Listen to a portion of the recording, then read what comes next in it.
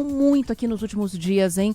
A gente passou uma semana direto aí com bastante água e nesse fim de semana, mais especificamente ontem, Zona Leste, Zona Norte e aquele pedaço da Grande São Paulo mais ao leste, Guarulhos, essa região recebeu muita água e a gente infelizmente teve mais uma morte nesses temporais. A Kelly Dias está aqui com a gente para falar sobre esse caso. Tudo bem, Kelly? Boa tarde. Oi, Kelly, bem-vinda, querida. Acho que é o caso do seu Romeu, não é?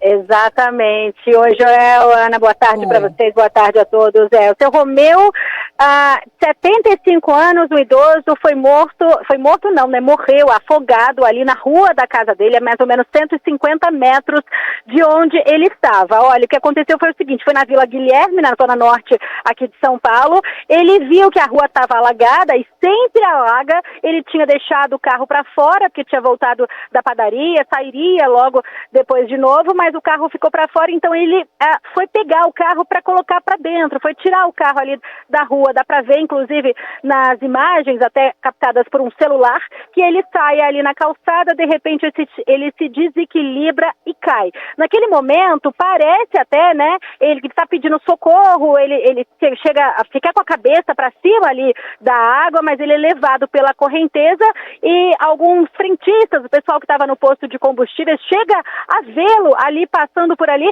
de repente ele para e fica preso na roda de uma caminhonete estacionada ali. Gente, isso foi um pânico, as pessoas tentaram ajudar, conseguiram retirá-lo dali, mas a gente sabe como é que funciona, né? Todo o tempo ali é precioso, infelizmente, quando já retiraram ele, né, de acordo com o frentista que a gente conversou, ele já estaria em óbito. Os bombeiros depois chegaram ao local rapidamente também, tentaram fazer todas as manobras, mas o seu Romeu não resistiu. Inclusive, conversei também com familiares dele e os familiares disseram que há mais de 30 anos passam por essa situação, sempre aquela rua alagando. Inclusive, o seu Romeu também já tinha sido levado uma outra vez por uma correnteza, né, há mais de 30 anos, isso quando ele estava ajudando a empurrar um veículo, só que naquela ocasião ele conseguiu se levantar.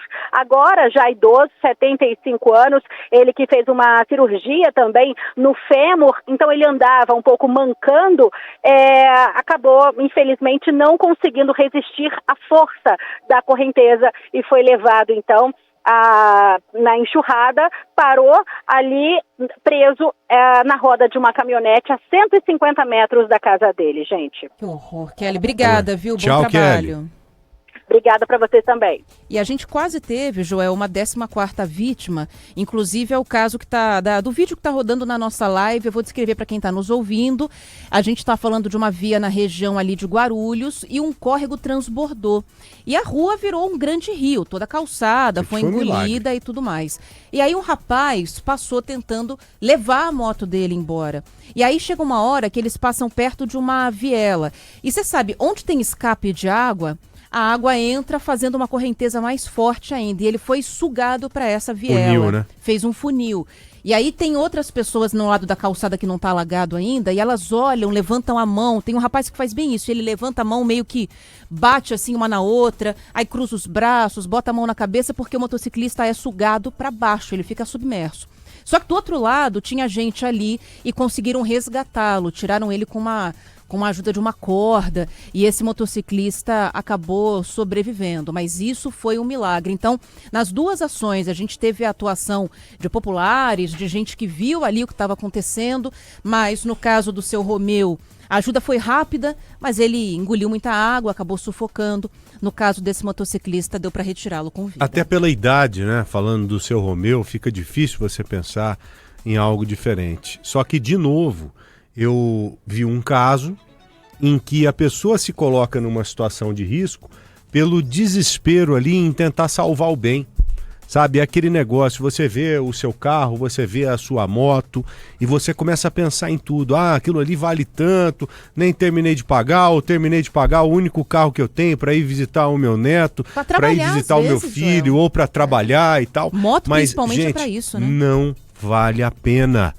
Falando do caso do seu Romeu, eu me lembrei de um caso aqui rapidamente, se não me engano, do ano passado, lá da terra do meu amigo Rafael Batalha, lá na cidade de Santos, aquele lugar em que tem as palafitas, em que as casas são feitas em palafitas DIC da Vila Gilda, que inclusive estão fazendo um processo muito legal lá de reconstrução, fazendo de forma assim extraordinária pela primeira vez casas legalizadas mesmo em palafitas, né? Ou seja, casas suspensas, que ficam acima do nível da água, obviamente. Uma senhora que a casa dela pegou fogo, ela escapou e voltou para pegar os documentos.